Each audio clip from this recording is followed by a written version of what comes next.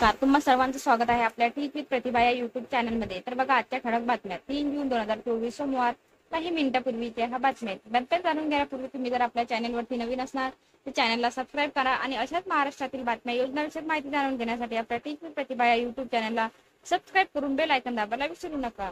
चला तर आजच्या बातम्यांना सुरुवात करूया। तर इथं पहिली बातमी तुम्ही बघू शकता, 31.4 कोटी महिलांनी मतदानाचा हक्क बजावला आहे। मुख्य निवडणूक आयुक्त राजीव कुमार काय म्हणाले? आम्ही आतापर्यंत 100 प्रेस नोट काढल्या, यंदा 64 कोटी लोकांनी मतदानाचा हक्क बजावलेला आहे। 31.4 कोटी महिला मतदारांनी मतदानाचा हक्क बजावला। नंतरची न्यूज आहे, काळेवाडी निवासस्थानी परिसरातील कारखान्याला भीषण आग।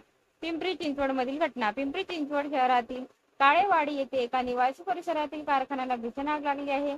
ज्या ठिकाणी आग लागली आहे त्या गोडाऊन मध्ये गॅस सिलेंडरचे स्फोट देखील होत आहेत। तसेच आगीचा कार धूर आकाशात सर्वत्र पसरलेला आहे। त्यानंतरची न्यूज बघा, सेंट्रल रेल्वे पश्चिम रेल्वे पाठोपाठ मध्य रेल्वेची सेवा विस्कळीत। पश्चिम रेल्वे पाठोपाठ मध्य रेल्वेची सेवा देखील विस्कळीत झालेली आहे। छत्रपती शिवाजी महाराज टर्मिनसवर तांत्रिक बिघाडामुळे गाड्या 20 मिनिटे उशिराने धावत आहेत। त्यानंतरची न्यूज बघा, कोकण पदवीधर मतदारसंघाची निवडणूक तिरंगी होणार। भाजपकडून निरंजन डावखरे यांना उमेदवारी जाहीर। शिवसेना पक्षाकडून शिवसेनेचे सचिव संजय मोरे यांनी कोकण पदवीधर मतदारसंघ निवडणुकीकरिता कोकण भवन येथून उमेदवारी अर्ज घेतलेला आहे। यामुळे कोकण पदवीधर मतदारसंघात आता तिरंगी लढत होण्याची शक्यता आहे। तसेच मनसेकडून अभिजित पानसे आणि भाजपकडून निरंजन डावखरे मैदानात येणार आहेत। त्यानंतरची न्यूज बघा, मनोज जरांगे पाटील सगळे सोयऱ्यांच्या अंमलबजावणीसाठी पुन्हा एकदा जरांगे पाटील यांचे उपोषणाशास्त्र। अंतर्गतील सराटीत मनोज जरांगे पाटील 5व्यांदा उपोषणाला बसणार आहेत। मराठा आंदोलक मनोज जरांगे पाटील हे 4 जूनला 5व्यांदा उपोषणाला बसणार आहेत। त्यासाठी त्यांची तयारी पूर्ण झालेली आहे। त्यानंतरची न्यूज बघा, वाशिम ऍक्सिडेंट। समृद्धी महामार्गावर भीषण अपघात, 3 जण जागीच ठार।